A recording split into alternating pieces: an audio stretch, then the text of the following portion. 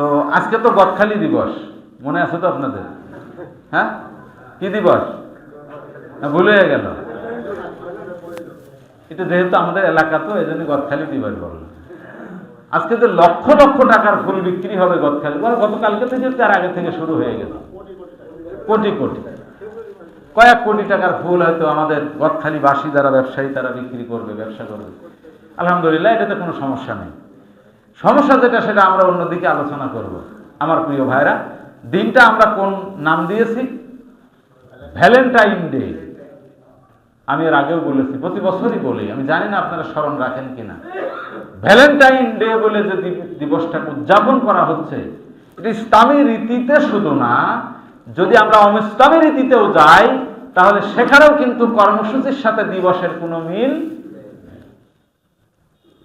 আজকে যুব সমাজ ধ্বংসের দ্বার প্রান্তে। বাসে উঠলে, এখন তো মোটরসাইকেল চালায় না, বাসে যাতায়াত করি ঝিগর গাছায়, প্রতিদিন এই সিজনে দেখতেছি যে সিট তো পাওয়া খুব কঠিন। দুইজন করে বসে আছে, আর দেখলেই বোঝা যায় গদখালি গেছিল। কি দেখলে বোঝেন তো? মাথায় পাগড়ি করা। কিসের পাগড়ি? ফুলের পাগড়ি করা। আর বসতে তো পারে না, দাঁড়াই থাকলেও যেসব আলাপ আলোচনা ওরা করে, আমি জানি না আপনারা শুনেছেন কিনা। আমার তো রেগুলার যাতায়াত, খুব কষ্ট লাগে। এই মেয়েটা আমার মতো কোনো এক ভাইয়ের মেয়ে, এই ছেলেটা তো আমার মতো কোনো এক ভাইয়ের ছেলে, আমার কোনো ভাইয়ের সন্তান, ভাই বোন, এরাই। আজকে যুব সমাজ কোথায় চলে যাচ্ছে?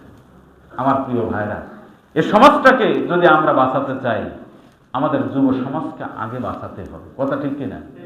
সেদিন একজন জিজ্ঞাসা করতেছে কি যে হুজুর, তাহলে কি মেয়ে লোক ভালোবাসা যাবে না? প্রশ্নটি দেখেন। তাই আমি বললাম, মেয়ে লোক ভালোবাসা যাবে না, মেয়ে লোককে ভালোবাসা ফরজ। গত জমায় আলোচনা করেছি, অবিল ওয়ালিদাইনি ইহসানা। তো পিতা মাতার মধ্যে একজন মহিলা আছে না ভাই, ওই মহিলাকে ভালোবাসা, তাকে শ্রদ্ধা করায় নির্দেশ কার?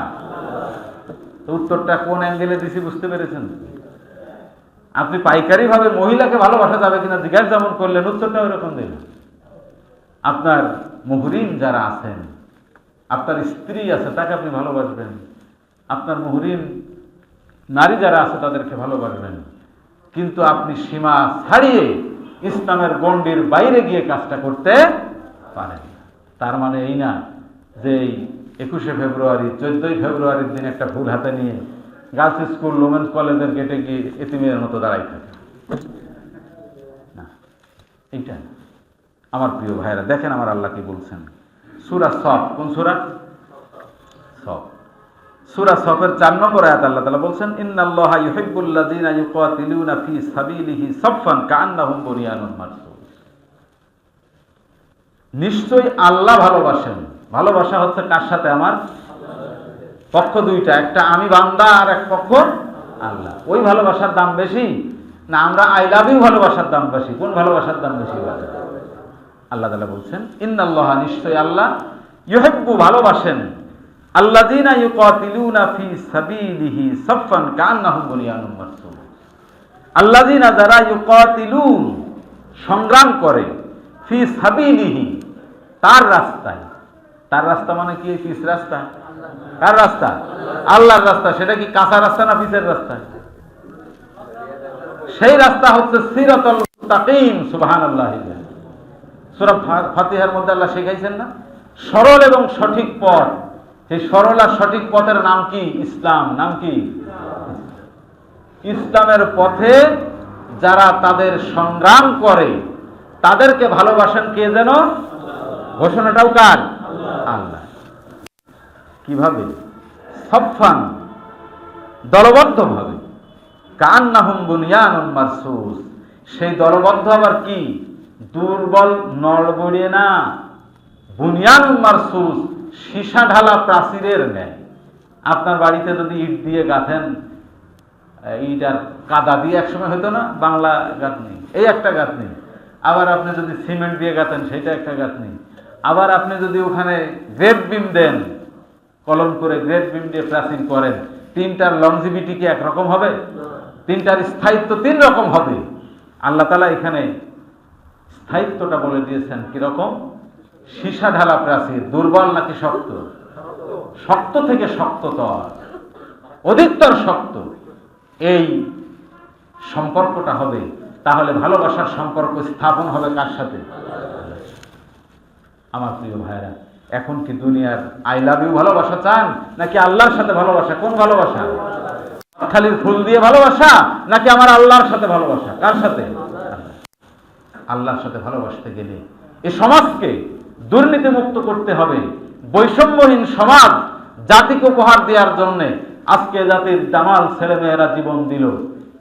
আজকে চোখ হারিয়েছে অসংখ্য, পা হারিয়েছে, অঙ্গ প্রত্যঙ্গ হানি হয়ে হসপিটালের বিছানায় তারা আহত অবস্থায় কাতরাচ্ছে। আমার প্রিয় ভাইয়েরা, ওদের দিকে তাকালে আমাদের কি দায়িত্ববোধ সৃষ্টি হয় না? বলে কি অপরাধ ছিল ওদের? ওদের চাহিদাটা কি ছিল? ওদের চাহিদা জাতির মুক্তি। সুতরাং তাদের এই উদ্দেশ্যকে সফল করার জন্য এই সমাজটাকে কিন্তু বৈষম্যহীন সমাজ আমাদেরকে করতে হবে। আমরা যেখানে আছি সেখান থেকে আমাদেরকে চেষ্টা করতে হবে। আমার প্রিয় ভাইরা, এরপরে সূরা আল ইমরান। কোন সূরা?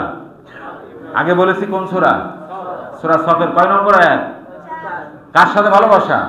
আল্লাহর সাথে। এখন বলছি সূরা আল ইমরান 31 নম্বর আয়াত। আল্লাহ তাআলা বলছেন, কুল, হে রাসূল আপনি বলুন, ইন কুনতুম তুহিব্বুন আল্লাহ, যদি তোমরা আল্লাহকে ভালোবাসো, ফাত্তাবিউনি, আমার আনুগত্য করো, অনুসরণ করো। আমার বলতে কার? রাসূল। আল্লাহর না।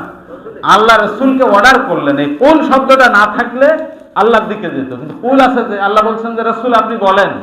কি বলবো? ইন কুনতুম তুহিব্বুন আল্লাহ, যদি তোমরা আল্লাহকে ভালোবাসো, ফাত্তাবিউনি, আমার অনুসরণ করো। তার মানে কার অনুসরণ? রাসূলের অনুসরণ করো। ইউহিব্বুকুমুল্লাহ, আল্লাহ তোমাদেরকে ভালো। এখানেও কিন্তু ভালোবাসার দুই পক্ষ, এক পক্ষ আমি আর এক পক্ষ। মাঝখানে শর্ত কয়টা? একটা শর্ত আল্লাহ জুড়ে দিয়েছেন। আল্লাহ বলছেন যে যদি আমার সাথে ভালোবাসা করতে চাও তাহলে অনুসরণ করতে হবে কার? রাসূলের অনুসরণ না করলে আল্লাহর ভালোবাসা পাওয়ার সম্ভাবনা। এখন রাসূলকে অনুসরণ করবেন সহজ সহজ ভাবে। মাঝে মধ্যে গিয়ে দেখি অজুখানায় এখানেও মেসওয়াক থাকে। অজুখানায় সেদিন যশোরে শহরে এক মসজিদে অজু করতে গেছি, দেখি যেখানে বসছি আমি ট্যাপে, ওখানে একটা মেসওয়াক। আচ্ছা বলেন, এটা কোনো রুচিতে পড়ে? মেসওয়াক করা কি সুন্নাত? যার সুন্নাত ওইটা, তার স্ট্যাটাস। আমি একটা কথা বলবো, শুধু আপনারা বুঝে নেবেন। আমার রাসূল জীবনে যখনই ঘুমাতে যেতেন, কি করতে যেতেন? চুল না আঁচড়িয়ে বিশ্বনবী ঘুমাতে যেতেন না। সুবহানাল্লাহ। আচ্ছা বলেন তো, যে মানুষটা ঘুমাতে গেলে চুল আঁচড়ায়, সেই মানুষটা জীবনের বাইরে যেতে গেলে তো চুল আঁচড়ায় না, মনে হয় না? এত রুচিশীল মানুষ ছিলেন আমার রাসূল।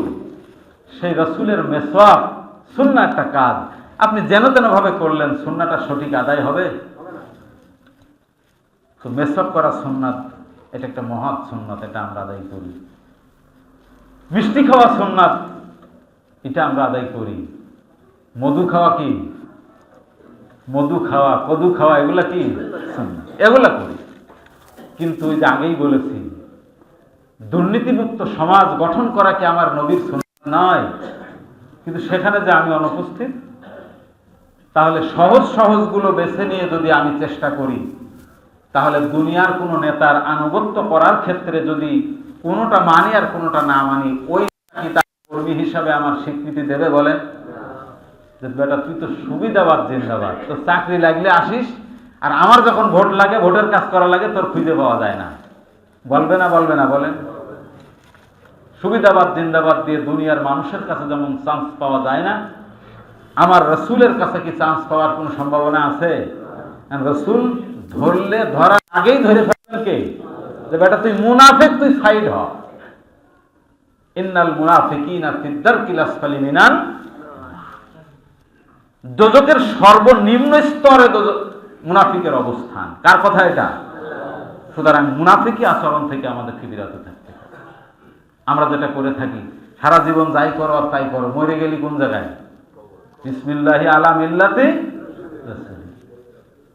জীবিত মানুষ এত শক্তি, এত শৌর্য বীর্য নিয়ে, এত লোকবল জনবল নিয়ে, সম্মান ইজ্জত নিয়ে সে চলেছে দুনিয়াতে। তখন আমার রাসূলের দরকার হয়নি, এখন উত্তর দক্ষিণ হয়েছে। কি হয়েছে? উত্তর দক্ষিণ বোঝেন না? উত্তর দক্ষিণ হয়েছে। এখন তো লাশ। এখন কি? লাশ। হতে পারেন প্রেসিডেন্ট, হতে পারেন প্রধানমন্ত্রী, কিন্তু উনি এখন কি হয়ে গেছেন? লাশ হয়ে গেছেন। এখন আর লাশের কোনো মূল্য।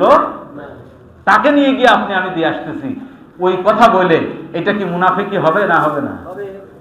যাকে বলবেন তার জীবনের সাথে রাসূলের কর্মের মিল থাকতে হবে। সম্মানিত ভাইরা, আমাদের সময় হাতে একেবারেই শেষ। আমি যে কথা বলছিলাম, তাহলে ভালো হবে কার সাথে? আমাদের আল্লাহর সাথে। আমি প্রথমে যে কথাটা বলছিলাম যে দিবসের সাথে কিন্তু এর মিল নেই।